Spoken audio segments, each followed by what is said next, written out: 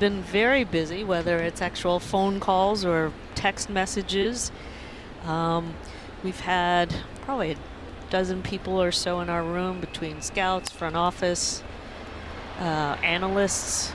And I haven't gotten a whole lot of sleep, I can tell you that much. Well, by all accounts, you've had a very successful deadline. In particular, with Jake Berger and Josh Bell being acquired yesterday, Ryan Weathers is a very interesting potential starting pitcher down the road here at some point for the ball club.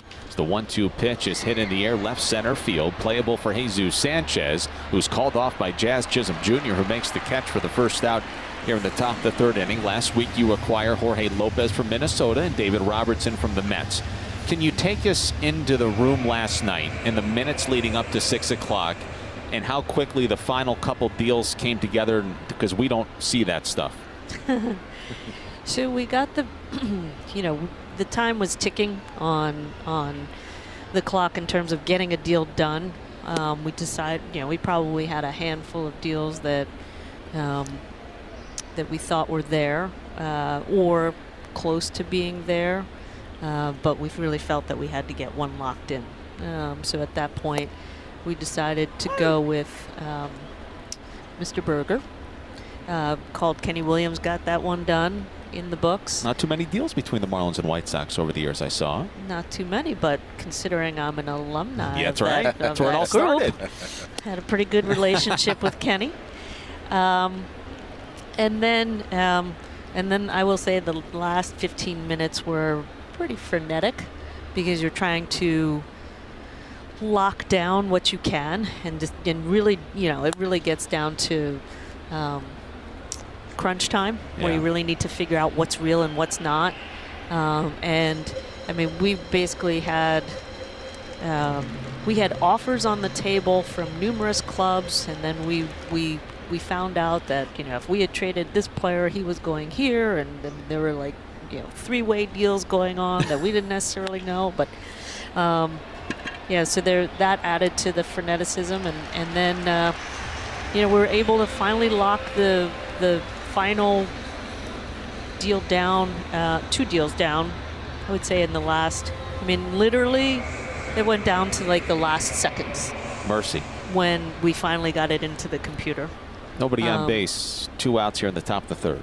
Yeah, no, just checking medicals. There's a lot of things that have to take place. You have to cross your T's and dot your I's, between medicals and vetting and making sure that all of that work is done, putting it into the computer, etc.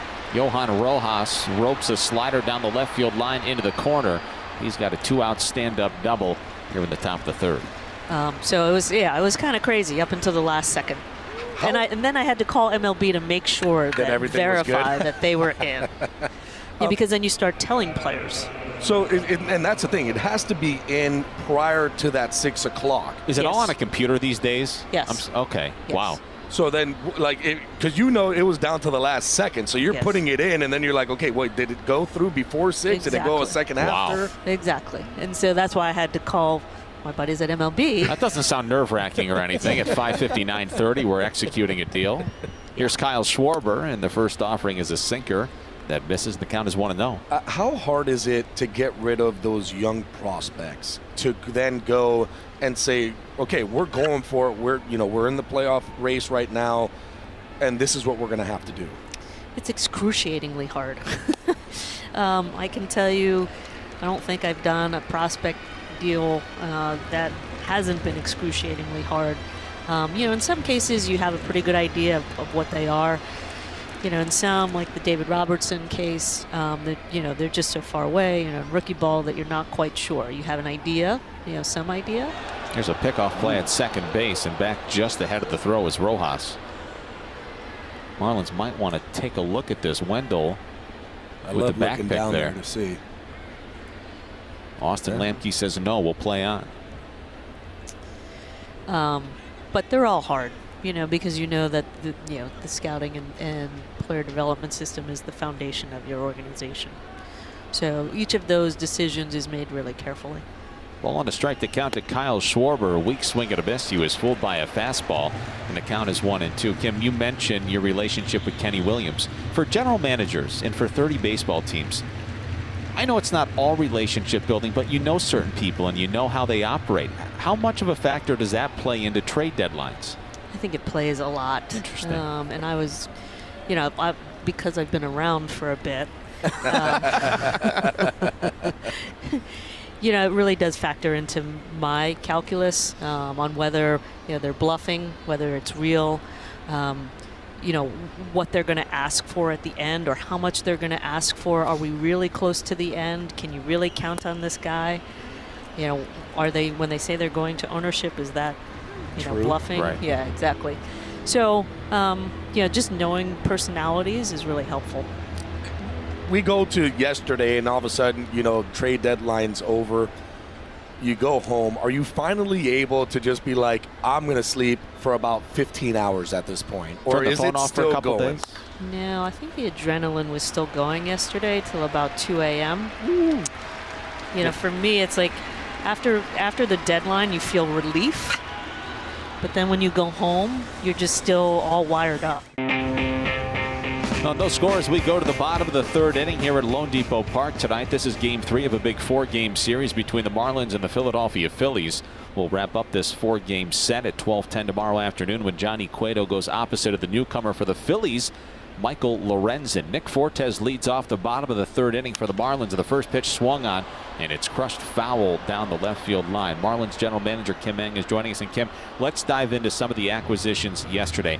We'll start with Jake Burger because this is Burger for Eater, but this is a guy that's not going to be a free agent until after the 2028 season. He's got 25 home runs. That's a career high this season.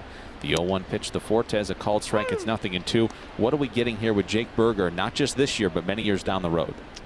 Yeah. I just got a text earlier tonight basically telling me that Jake Burger is 80 makeup.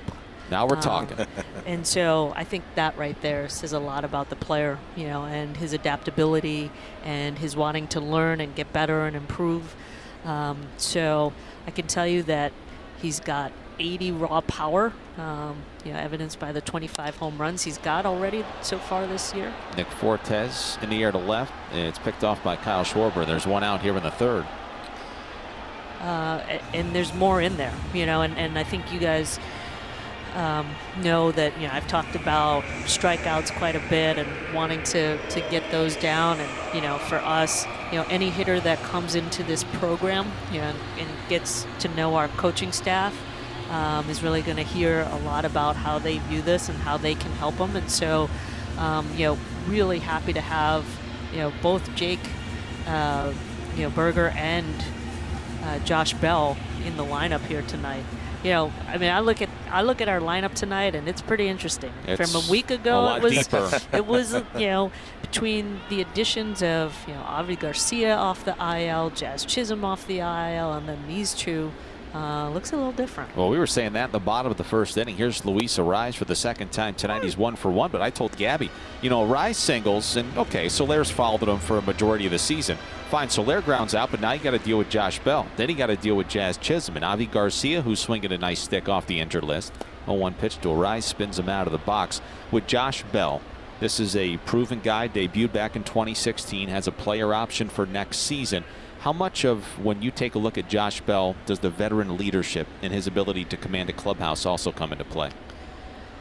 I would say especially down the stretch here, as we make our run towards October, having that veteran presence, somebody who, has those great leadership skills, as well as if you look at the back of the baseball card, he's pretty nice accomplished switch hitter himself, for you too. right? And switch hitter, that gives Skip, some other options and definitely makes the manager on the other side think. So, pretty excited to have him. And not only that, too, when you start to look at this lineup, and I was telling Kyle, too, like Sanchez was hitting fourth basically the whole year. Now, all of a sudden, you can move him down to that 7 hole. That really does, make that lineup a lot deeper and give you a lot more power, too, in the bottom of the lineup. There's a chopper, and Wheeler's got it on the mound, and he slings it to Bohm at first. Arraez is retired 1-3. And now there's 2 outs here in the bottom of the third inning. Is that something that you were looking for, knowing that, this year's team, it's a high average team, second in the MLB, But then all of a sudden you're like, okay, well, we need the power too. It's hard to get 3 base hits to score runs in 1 inning. So you need some thump in the lineup to be able to maybe even get those 3 or 4 run innings. Absolutely. I mean, for us, it's really about lengthening that lineup, our lineup, and getting those hitters wherever you can get them. In whether they're hitting at the top, whether they're hitting at the bottom, but really trying to just make that other pitcher work for their outs. And so, these 2 being available. I mean, when you look at the market, the trade market, and who was traded, I'd say Berger was in the top 3. Yeah, I agree. Well, Jorge Soler grounds out to third. The inning is over. It's a perfect 1-2-3, bottom of the 3rd inning for Zach Wheeler. Tim, congratulations. I know it's been a hectic last couple of days, and we are just thrilled for you and your entire team, and we can't say and cannot wait to see what these guys do down the stretch this season. So thanks for the time. All right. Thank you, guys. All right, that's Marlins General Manager Kim Ng.